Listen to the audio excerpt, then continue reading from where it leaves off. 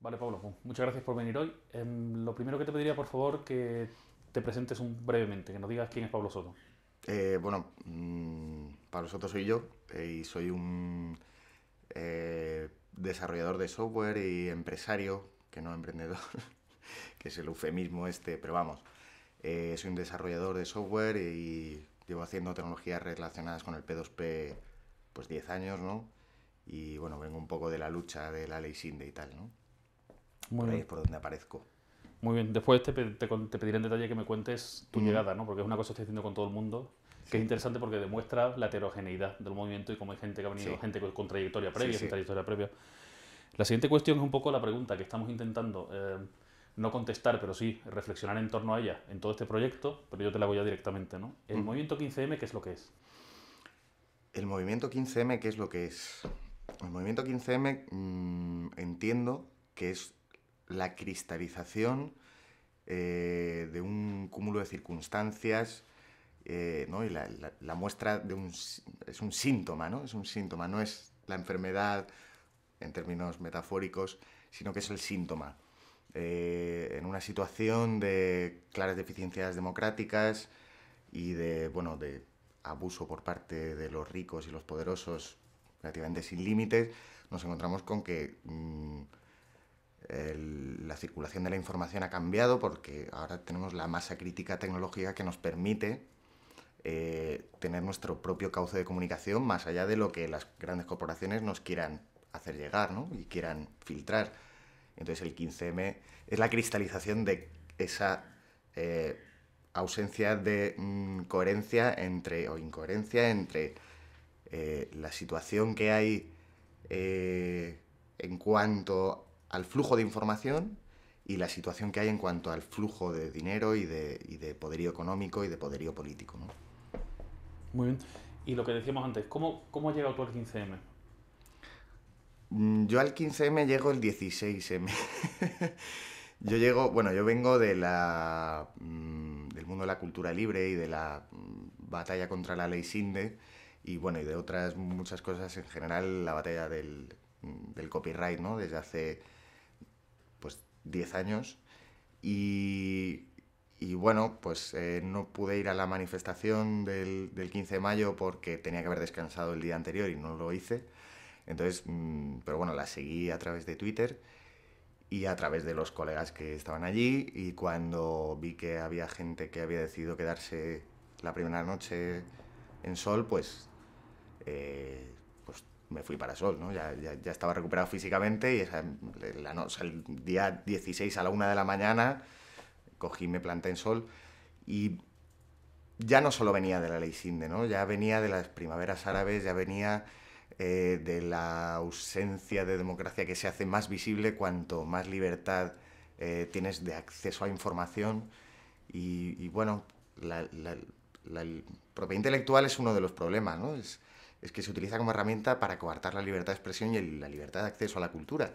Pero esa es una de las partes del problema. Entonces, en realidad vengo de esa frustración por la situación de carencia democrática que vivimos, ¿no? Sí, es interesante porque tu recorrido es similar al mío. Yo también vengo de ese mundo de la Sí. cultura libre, llevo menos tiempo, pero me muevo en esos Mm, ámbitos. Y sí, ley Sinde, no les votes, interés por ese tipo eso de es. fenómenos y Mm, bueno, y aparecer allí, ¿no?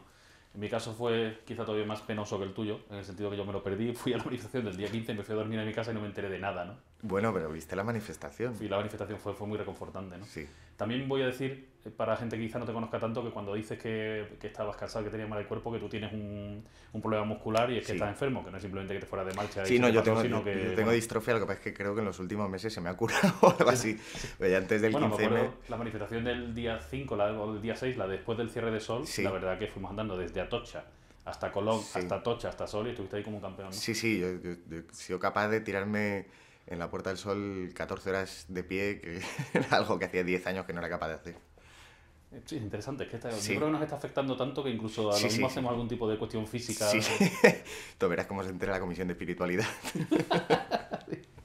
Cuéntame, por favor, esa primera noche, ¿no? O sea, tú llegas allí, te bajas del taxi El Sol y ¿qué es lo que ves? ¿Y qué es lo Pues que...? la verdad que fue, bueno,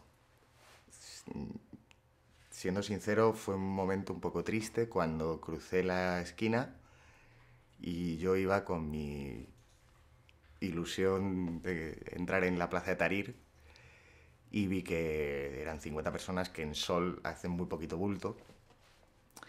Y bueno, vi a Miguel, que no le conocía hasta ese momento.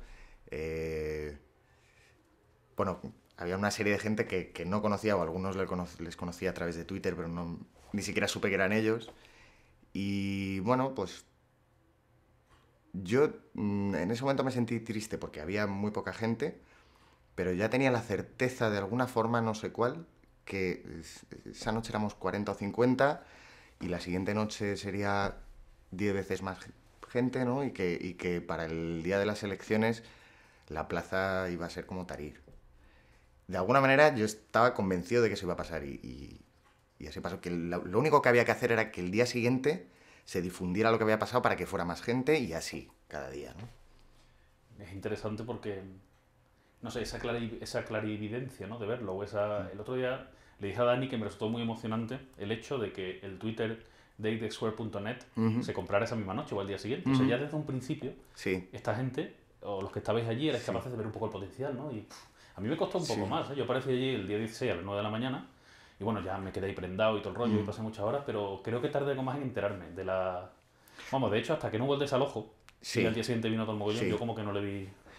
Mm, a ver, yo creo que la clave de la nueva fórmula, y la nueva fórmula es decidir cuál es el espacio, la nueva fórmula de protesta es decidir el espacio. Y una vez que se decide el espacio, la fórmula como había sido hasta ese momento es acampada indefinida, huelga general salvaje indefinida, y se toma ese espacio y de allí no se envenena a nadie hasta que se tumba el régimen, ¿no? Esto es lo que había pasado en todos los países árabes. Y yo iba con eso. Y yo iba con eso y decir, bueno, pues si somos suficientes personas las que queremos tumbar este régimen bipartidista, ¿no? Que se parece más al canovismo que a una democracia real, pues es cuestión de decidir, ya está decidido que es en Sol porque se han quedado 40 tíos, pues mañana posiblemente seamos 200 y vamos a ver si conseguimos hacer la de Tahrir, ¿no? Una protesta no violenta que realmente los políticos no puedan ignorar, ¿no? Y que realmente le suponga la obligación de cambiar el modelo. Por desgracia, digo por desgracia como mi opinión personal, ¿no? La acampada se levantó, era muy difícil mantener aquello sin una exigencia única, ¿no? Como es el caso de otros lugares del mundo. Pero vamos, yo iba con esa historia, ¿no? De huelga general indefinida, acampada indefinida y de aquí no nos meneamos hasta que no dimita en bloque todo el mundo, ¿no? Todo el mundo y pues que haya pues una Asamblea Nacional Constituyente y decidamos entre todos qué constitución queremos, qué sistema de partidos queremos, qué sindicatos queremos. Esto, ¿no? Muy bien. En relación con lo que dices de las peticiones, ¿te acuerdas que estuvimos allí a lo mejor una semana hablando del consenso de mínimo famoso, cosas que no fuimos capaces de llegar Sí. a concretar? Pero a mí me gustaría que tú me dijeras cuál sería tu consenso de mínimos, en el sentido que me digas qué te gustaría cambiar en esta sociedad y después me gustaría que me identificaras la cosa más importante y la más urgente, qué es lo que habría que hacer ya.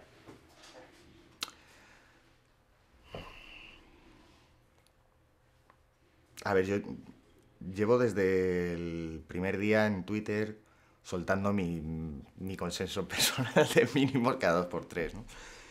Y en ocasiones coincido con los consensos de mínimos que van siendo aprobados o que han sido aprobados en asambleas y que aparecen en manifiestos consensuados, y en ocasiones no, pero en general estamos casi todos de acuerdo, ¿no? Son cosas que no admiten mucha discusión y que incluso cuando los políticos de PP, PSOE se han puesto a hablar de ello, no son capaces de contradecir esas reivindicaciones sin ponerse colorados, porque son reivindicaciones como que la ley electoral sea más justa, ¿no?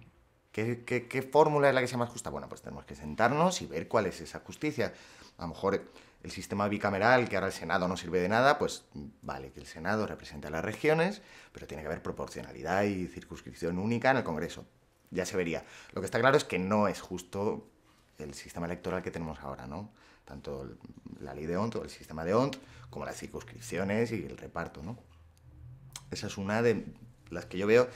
Y al respecto de cuál era la más urgente, yo creo que eso es lo más rápido. Lo que necesitamos más rápido, quiero decir. Yo creo que ya es tarde, ¿no?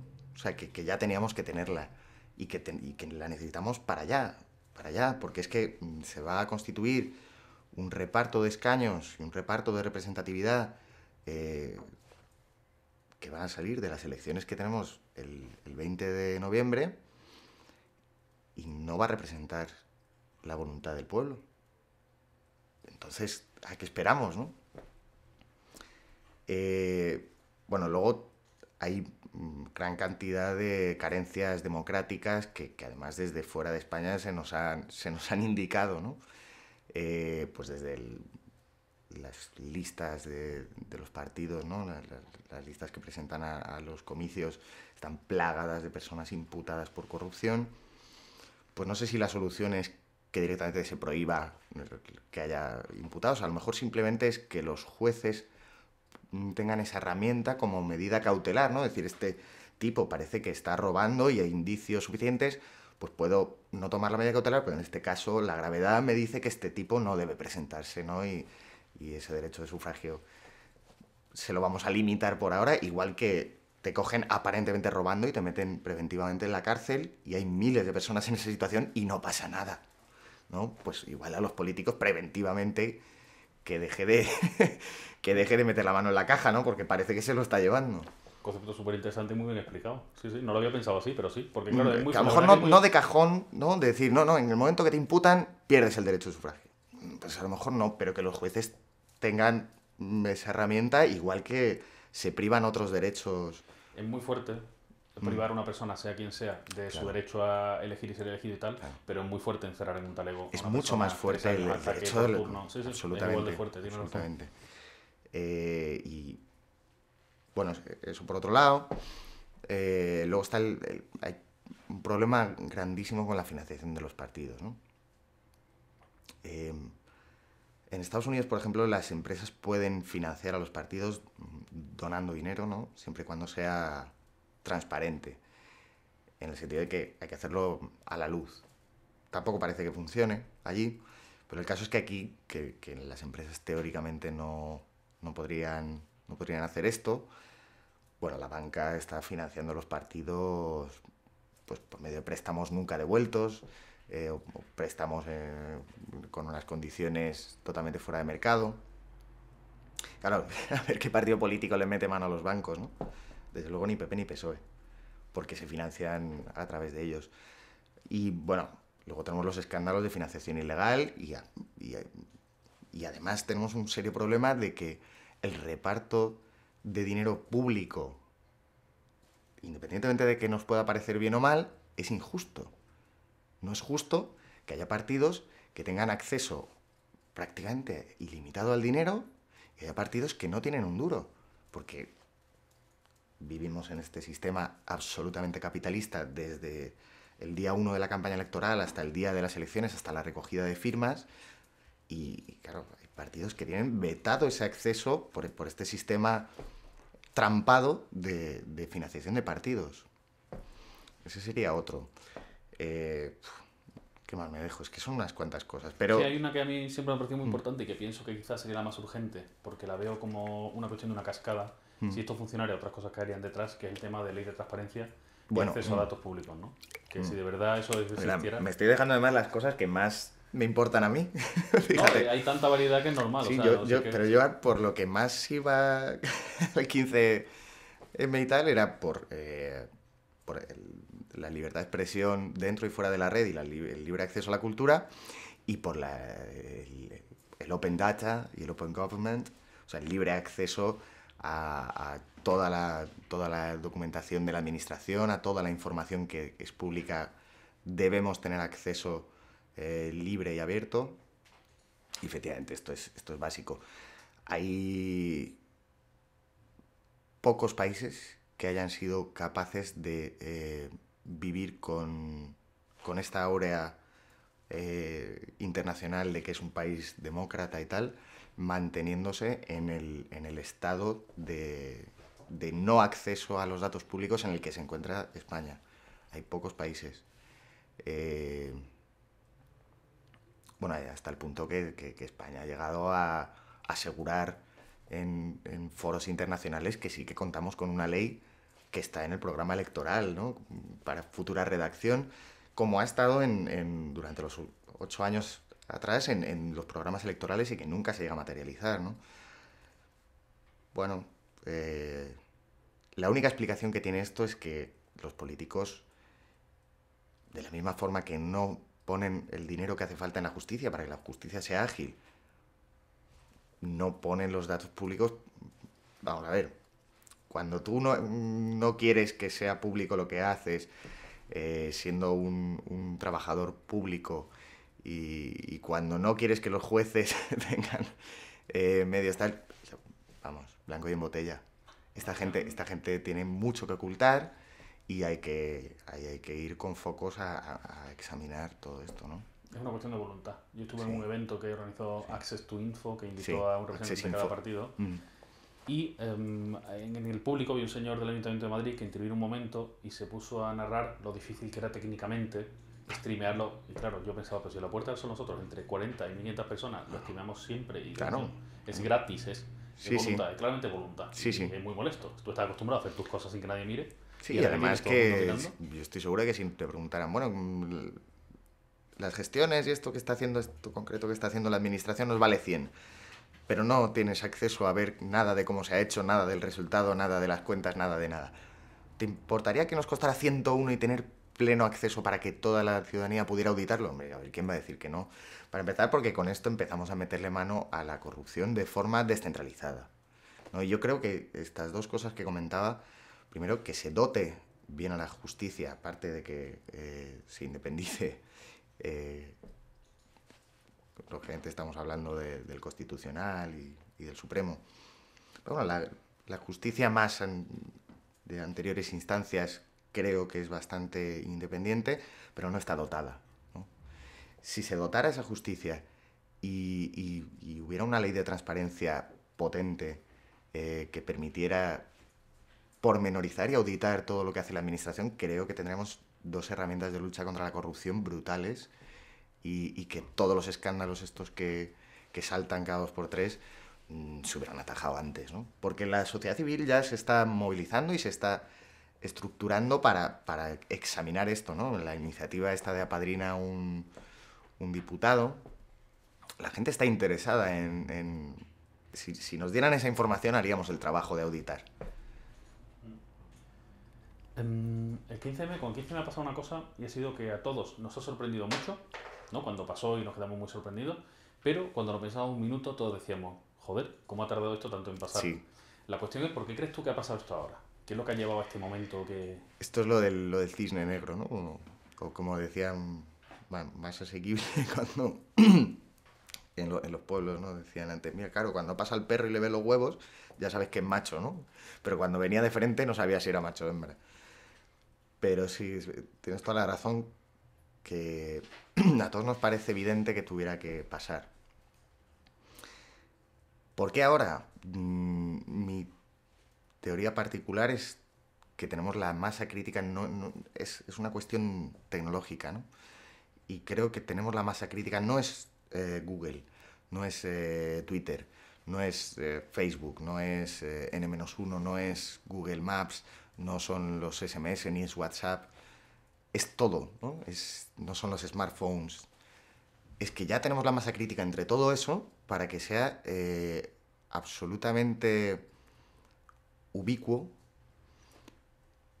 hacer una autoconvocatoria en cualquier momento porque hay un escándalo que los medios están silenciando y que nosotros nos enteramos por medio de esta tecnología y además nos autoconvocamos y nos organizamos y de repente pues surgen cientos de blogs y cientos de listas de correos y miles de cuentas en Twitter de gente que se apunta a Twitter para seguir esto.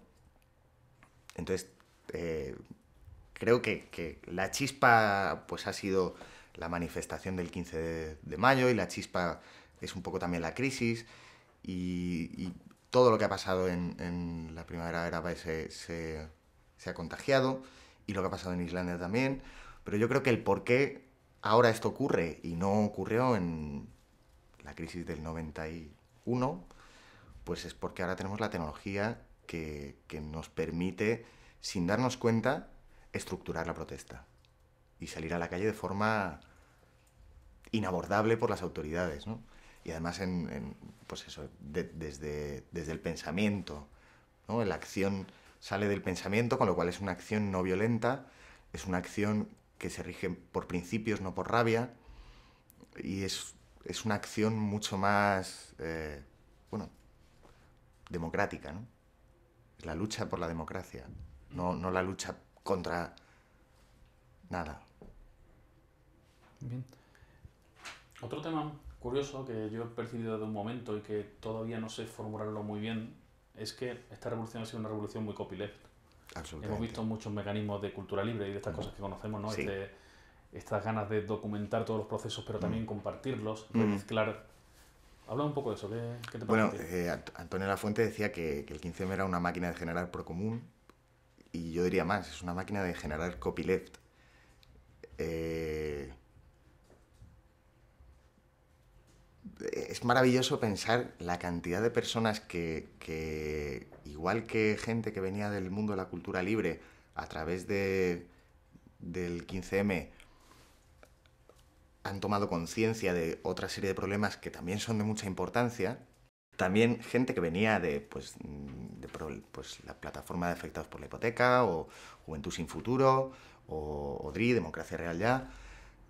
Gente de otros colectivos o asociaciones vecinales de repente se encuentran con gente que tiene esa misma inquietud, y además les cuentan de qué va esto de la cultura libre, ¿no? Y de cómo se puede ayudar a difundir un movimiento, y de cómo se puede ayudar a documentar, a plantar esa semilla, a hacer vírica la protesta, y es un proceso evangelizador maravilloso. Yo pienso en las miles de personas que de repente ahora hablan con normalidad de las licencias Creative Commons, ¿no? Y están generando cultura libre todo el tiempo, posteando fotos con licencias abiertas, han cogido su blog y le han puesto la licencia.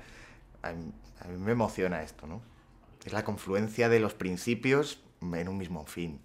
Sí, yo también lo vivo de una forma muy cercana porque haciendo copias malditos ya empezaba gente a aproximarme y me escribe y tal con todo el tema este, pero lo que ha pasado también ha sido. Entonces es muy interesante porque hemos pasado mucho tiempo hablando de política, de cuestiones que nos importan, pero hemos pasado mucho tiempo hablando de eso, ¿no? De por qué hay que compartir información, de qué es lo que es copyleft, por qué debería yo de proteger mi invitación con una licencia libre, bueno, sí. tipo de cosas. Entonces, sí, incluso si la cláusula non-commercial o solo tal.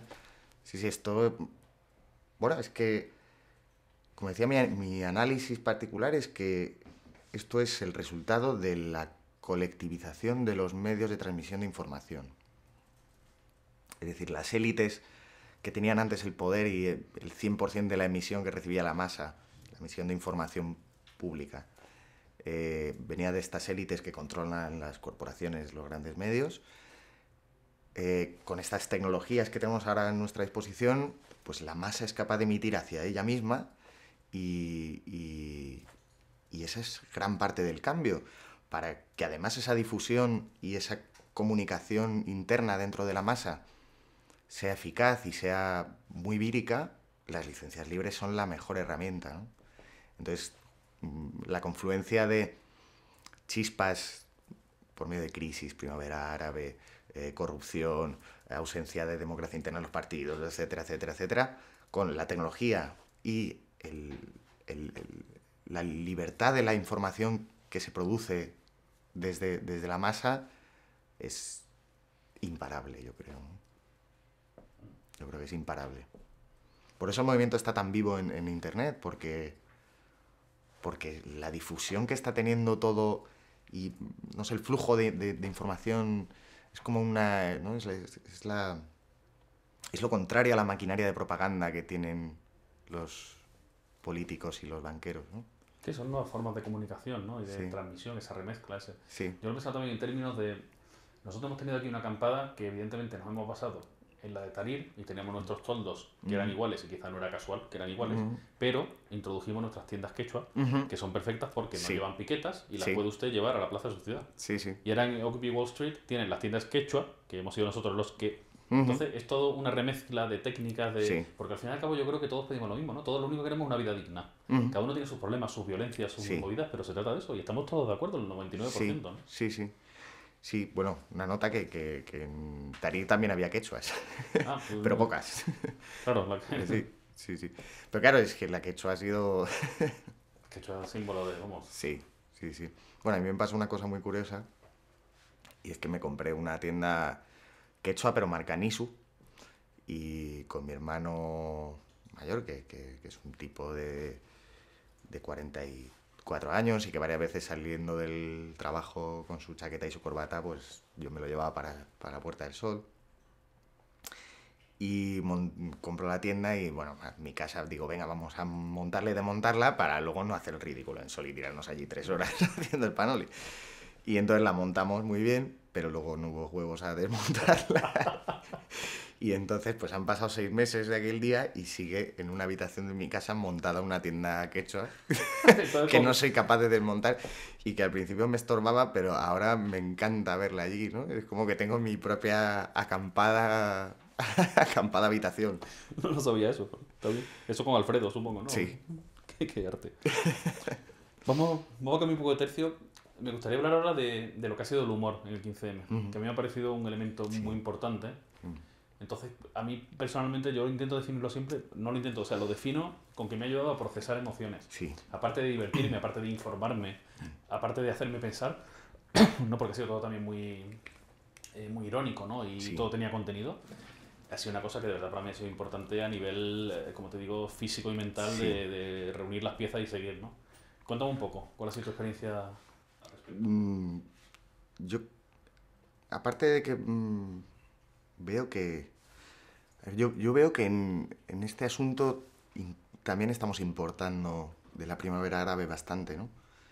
En Siria sacó unos vídeos falsos la agencia de televisión nacional en la que unos supuestos manifestantes disparaban armas de fuego contra policías. La gente en internet se movilizó y desmontó aquellos vídeos falsos, ¿no? con pruebas y tal, y entonces la reacción que tuvieron fue hacer vídeos fake, ¿no? Hacían vídeos imitando esto, pero muy bien hechos, en los que salían con armas de mentira, ¿no? Con un palo haciendo que disparaban y tal, y con humor, teniendo en cuenta que allí estaba habiendo, y a día de hoy sigue, miles de muertos, ¿no? Pero con este humor, pues era la manera de afrontar ese muro, ¿no? de hormigón que te pone delante el poder con el monopolio de la violencia, ¿no? O lloras o ríes. Y creo que aquí, pues, sobre todo el humor ha salido en asuntos de violencia. Ha sido nuestra manera, ha sido en muchas más cosas, pero donde más patente se ha hecho el humor, yo creo que ha sido a la hora de asimilar lo que hemos visto de violencia, ¿no? Y ha sido la reacción. En vez de rabia y tristeza, que también la tenemos, el humor como herramienta para canalizar y hacer una catarsis de, bueno, pues ellos son los violentos y nosotros somos majetes, ¿no? Y pues ahí está @acampada_policía, @putohelicóptero, o desde la Moncloa, desde la Moncioa, y ese rollo de impartir ironía como herramienta para, bueno, para pasar el trago de que la policía, pues los Mossos en Cataluña estaban a porrazo limpio con los cuellos de personas que estaban sentadas en el suelo pacíficamente, o aquí las cargas en Sol. Pues bueno, es una manera de procesar esta violencia que nos pilla tan lejos, ¿no? Y enlazando con esto, me gustaría hablar ahora un poco de violencia, ¿no? En general, y también en particular en el sentido que tú pues, has sufrido un par de empujones, caídas y palos, algunos de ellos donde lamentablemente yo tenía que haber estado contigo, pero me fui 20 metros y en ese momento No, era como el anuncio antiguo, culpa es vinieron los tuya. disturbios y saliste volando y yo no me enteraba, tuiteando por una esquina. No, es que fue muy... Pues han sido las dos veces, Pablo. Las dos veces que has acabado tú por el suelo, yo creo que yo no estaba a más de 25 metros de ti, pero Sí. mirando para otro lado y me da mucha pena. No, pero yo creo que los policías están esperando a que tú te alejes. Debe ser, Ya se ha ido gordito, a por el otro. debe ser, pero bueno. De todo modo, cuéntame cómo fue, porque yo lamentablemente he asistido a muchos palos allí en Sol y bueno, los he grabado, los he documentado y bueno, la famosa noche del 17 que llegamos todos a casa Sí, destrozados, acabamos desayunando ese mismo día, volvimos sí, a Sol y acabamos sí, desayunando para sí. recomponernos. Sí, para intentar procesar esta... Pero quieras que no, a mí no me han tirado al suelo, no he pasado ese miedo, no me he visto desde abajo encontrapicado un policía mirándome. ¿Qué- ¿Por qué lo hicieron? ¿Y por qué te tocó? Y yo qué sé, ¿qué piensas? ¿Cómo? Bueno, en mi caso, tampoco hace falta empujarme muy fuerte para tirarme al suelo, ¿no? Eso va en defensa de la policía. Lo que sí que, también te digo que sí, sí que los empujones te los dan a ti, también te mandan 6 metros para allá.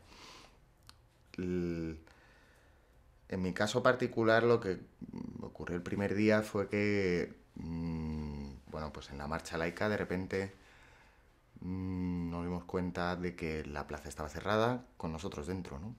Y que dejaban salir a los peregrinos y no a los manifestantes de una manifestación notificada, que no autorizada. Recordemos que no hace falta autorización previa para ninguna manifestación. En el recorrido notificado y acordado con la delegación del gobierno, pues de repente, bueno, pues hay unos cuantos peregrinos, surge los más tontos de cada bando a provocaciones, la policía deja salir a los peregrinos y deja a los manifestantes de la marcha laica dentro de la plaza. Y bueno, pues ir a un par de bocacalles, ver que no se puede salir, y dije, bueno, pues voy a meterme en el metro, que a las malas, por ahí se sale y 5 minutos antes estaba abierto, lo cerraron. Ya no se podía entrar en el metro, una ratonera, ¿no? Entonces yo, consciente de mi hostiabilidad, Nuevo término. claro, pues lo que hago es, aparte yo es que en las manifestaciones ni siquiera coreo, ni llevo pancartas, yo voy un poco con el móvil tuiteando y suelo ir con los periodistas además, que somos coleguillas y eso es lo que hice. Lo que pasa es que en un momento determinado, que fue cuando tú saliste corriendo en la dirección calle Montera, pues fueron todos los policías porque empezó una carga allí. Entonces, yo estaba sacando fotos en la otra parte de la plaza, todos los periodistas salieron corriendo, yo no puedo correr, entonces yo me quedé aquí, pues intentando no llamar mucho la atención, porque claro, en el momento que todos los periodistas se fueron al otro lado de la plaza, pararon allí las cargas y empezaron aquí, ¿no? Que la policía no es tonta. Y bueno, pues nada grave, un revolcón, ¿no? Lo que sí, la sensación de impotencia cuando un policía me insultó, ¿no? Pero bueno, tampoco quiero hacer mella, ¿no? Ese es su rollo y creo que... Vamos, pasé miedo en ese momento, pero la realidad es que una vez que me sacaron de la plaza no me fui a casa y no tuve miedo y al día siguiente volví y tuve otro revolcón. Pero no tengo... Da miedo que te detengan, sobre todo por las historias que cuentan los compañeros que les detienen, ¿no? Y que les llevan a Moratalaz y cuentan que se pasa mal. Pero mira, yo sé que soy un tío pacífico y bueno, y el que se lo quiera montar de violento conmigo, pues allá él, ¿no? Yo no voy a renunciar a mi derecho de reunión porque pues uno no quiera que yo renuncie y si no me da con la porra, pues dame con la porra. Un derecho que además es constitucional, ¿no? Claro, Es un derecho importante. claro. Es curioso, las 3 personas que estamos coordinando este proyecto y muchas más de nuestro ámbito, todos tuvimos ese contacto directo y esa Sí. noche además, ¿no? Que fue una noche terrible. Sí, sí, fue una noche... Bueno, había pasado lo del Ministerio del Interior antes, ¿no? Pero es que aquella noche fue absolutamente desproporcionado y absolutamente calibrado y planeado. Es decir, tú no cierras una plaza por la que sabes que va a recorrer la manifestación y haces cargas dentro de esa plaza improvisadamente, ¿no? Y bueno, y aquel día yo vi burradas, ¿no? Patadas a una chica ya reducida en el suelo, ¿no? Por parte de la policía. Eso lo vi 2 segundos antes de que yo me llevara al revolcón, porque yo estaba donde se veía eso, ¿no? Bueno. Sí, esa noche fue fue un paso más en mi ciudadanía y en hacerme mayor y, yo qué sé, descubrir cosas que no te creías. Sí. Fue cuando me di cuenta que parte del sistema este se basa en aterrorizar a los ciudadanos. Sí. O sea, una cosa es detenerte, reprimirte, echarte... En esos momentos se pasa mucho miedo. Lo que pasa es que yo una vez que yo salí de la ratonera, se me pasó todo el miedo. Luego te entra otra vez cuando alguien tal te cuenta su experiencia, ¿no? Y cuando llega a cierto nivel, ¿no? Que le pellizca los pezones o tal, dices, hostia. Se nos pasó el miedo y estábamos al día siguiente allí, pero la noche aquella, ¿te acuerdas? Nos fuimos a casa y nos volvimos a ver a las 10 de la mañana en los churros porque no había quien pudiera... Sí, aquella noche en blanco. Lo puse en el post el hecho de que cuando fuese a ir de casa, en ese momento ver los churros, no encontraba mis llaves y mis llaves estaban metidas por dentro de la puerta, cosa que nunca hago, y la puerta cerrada con el otro candado. Sí. Y fue un momento que me volvió a asustar mucho. Sí. Pero, joder, es que miedo, ¿verdad? Sí. Me da mucha pena haber pasado ese miedo, pero me alegro mucho también porque creo que hemos aprendido mucho, ¿no? Sí. También me da un poco de vergüenza, tío, porque aquí no nos pasa nada, ¿no? En todos estos países de los que estamos hablando cogen y te matan. Estaba pensando justo eso, ¿no? Ya, a mí me da... Tengo un conflicto ahí. Me da reparo hablar de lo mío y además exponerlo como casi victimizándome o algo así, ¿no? Cuando bueno, en Egipto, que ha sido una cosa pacífica, ¿no? Y como que todos decimos que lo han hecho a la Gandhi, ¿no? Y tal. Bueno, ha habido cientos de muertos, cientos de edificios han ardido y la represión en estos lugares ha sido brutal, ¿no? Vamos. El concepto de violencia que tenemos aquí, de la no violencia, es un concepto que en cada lugar y en cada momento es diferente, ¿no? Y para lo que para nosotros es violencia, ¿no? Como puede ser tirarle pintura a un diputado del Parlamento catalán, ¿no? Tirarle pintura al abrigo, para nosotros eso es violencia. El planteamiento de si es violencia o no en Tahrir, pues es si es pues dejarle a un tío inconsciente o clavarle un cuchillo, ¿no? Y entonces me da reparo, ¿no? denunciar la violencia ejercida contra mí porque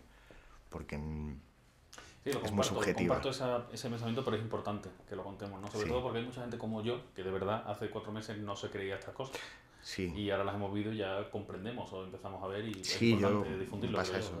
Esto de que, bueno, las historias de las torturas, ¿no? Dentro de un furgón o en la propia comisaría que antes no colaban, ¿no? De, bueno, algo habrá hecho o te habrás autolesionado para al juez explicarle lo que sea. Ahora cuela. Yo en mi caso particular, hace unos años tuve la mala suerte de cruzarme por la calle con unos neonazis que me pegaron una paliza que casi me matan, ¿no? Pues en el juicio supe que trabajaban de policías y yo ya dije, uy, estos tipos... Bueno, yo quiero creer que tu caso fue un caso especial Sí. No, absolutamente. No sé, quiero creer, no sé. Absolutamente, pero yo desde entonces, desde que tuve esa desagradable experiencia, pues si alguien con el que tuviera un mínimo empatía me explicaba que en una comisaría le había pasado algo doloroso y poco creíble, yo sí que me lo creía. Pero desde luego, desde esto que ha pasado en agosto, me lo creo. Sí, me pasa lo mismo. Bueno, vamos a cambiar de tercio, que nos metemos aquí en terrenos pantanosos. Sí, muy pantanosos. Son importantes, pero vamos a ir al pantano. A mí me gustaría que me contaras, el 15M, tú lo has dicho antes que es un diagnóstico, entonces... No, que es un síntoma. Un síntoma, perdona, es un síntoma el 15M. Entonces a lo mejor es un poco difícil la pregunta en el sentido que yo quiero que tú me cuentes qué es lo que ha hecho mal el 15M. Eso es más fácil si es pues, como grupo, como organización y no como... ¿Qué es lo que ha hecho mal el 15M? ¿Qué te parece a ti que hemos hecho mal desde los 6 meses que llevamos? Voy a ser absolutamente sincero. Para mí lo que había que haber hecho y lo que a mí me pedía el cuerpo hacer es acampada indefinida, huelga salvaje indefinida y no movernos de las plazas en ningún momento. Porque ningún régimen puede puede aguantar 3 meses así, ¿no? Y esto es lo que hicimos mal. Eres un antisistema recalcitrante, Sí, o sea, sí. yo a tu lado soy... Y estuvo muy bien lo de mover las asambleas a los barrios y está muy bien lo de seguir haciéndolo en la red, pero eso no es incompatible con seguir teniendo una plaza por ciudad tomada e impulsar una huelga general indefinida. Y creo que eso hubiera hecho aprobar algunas leyes en un tiempo, ¿no? Pues eso, una ley de transparencia, una ley electoral más justa, a lo mejor una ley de financiación de partidos más justa, bueno, este tipo de reivindicaciones que son difícilmente rebatibles, ¿no? ¿Cómo puede ser que de los dos candidatos del 20N a ambos les ha puesto ahí un anterior presidente del gobierno a dedo? Bueno, pues si exigimos que todos los partidos tengan que tener por cada X militantes, ¿no?, un proceso de democracia interna, pues a ver qué partido que se autodenomine democrático nos dice que no. Entonces, desde esa verdad y desde esa idea fuerza de democracia, creo que no teníamos que habernos movido de las plazas como hicieron nuestros hermanos en Egipto. Y yo creo que eso es lo que hemos hecho mal.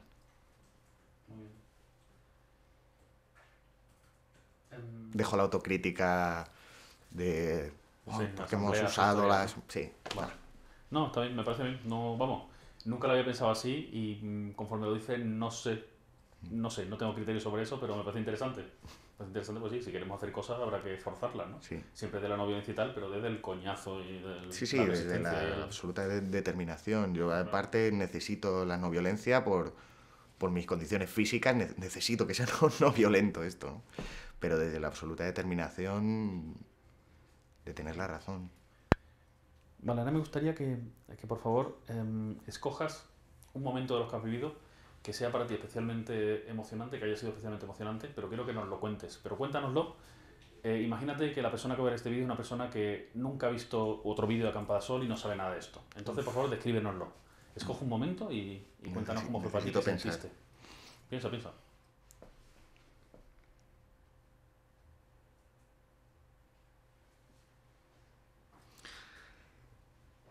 Mi momento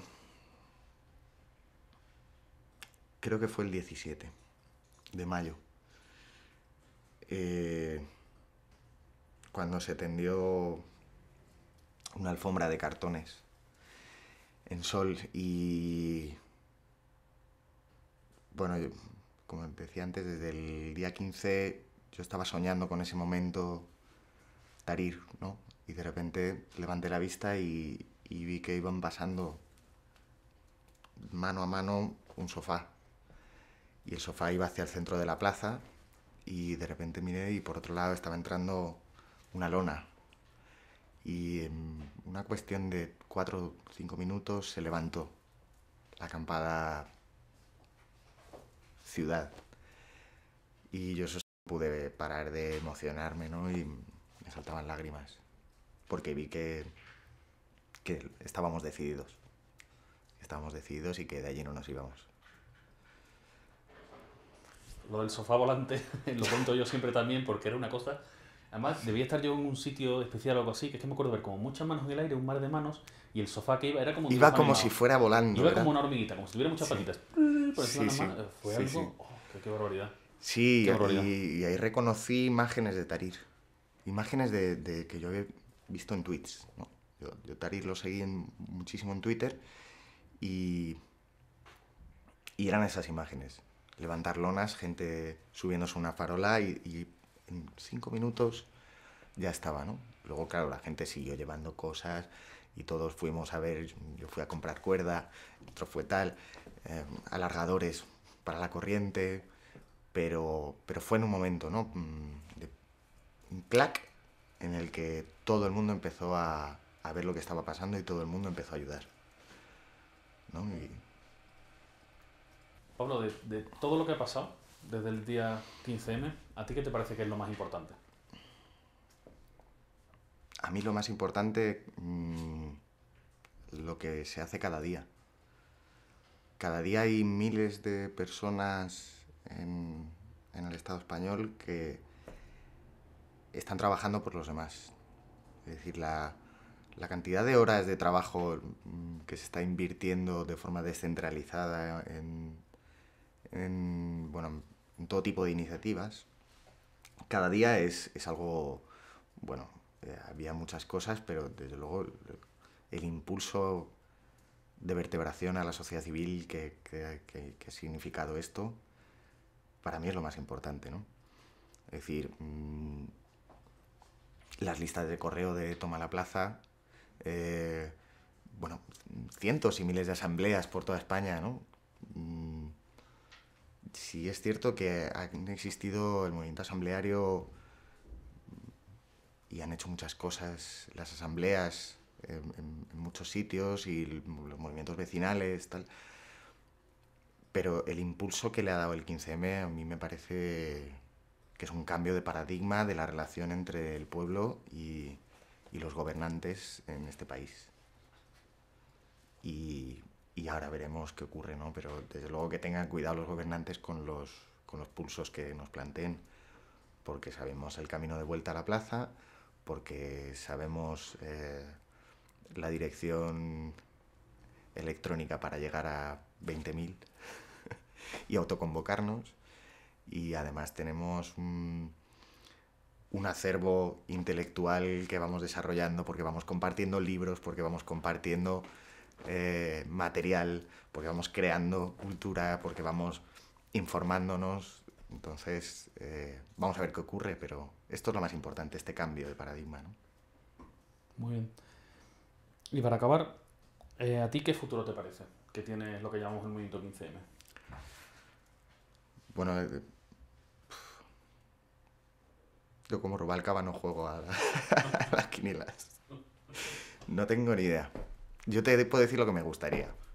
Y soy un pesado y porque lo he repetido 4 veces, pero a mí lo que me gustaría es una acampada hasta que tengamos una constitución nueva. Una constitución nueva. Eso es lo que yo quiero. Y que el 15M fuera el movimiento social que materializa esto, ¿no? Que materializa este anhelo de democracia. Pues perfecto. Cuando vayas para allá, dame un toque. No vale. sé. En mi quechua caben 2. Yo siempre soy de quechuas grandes.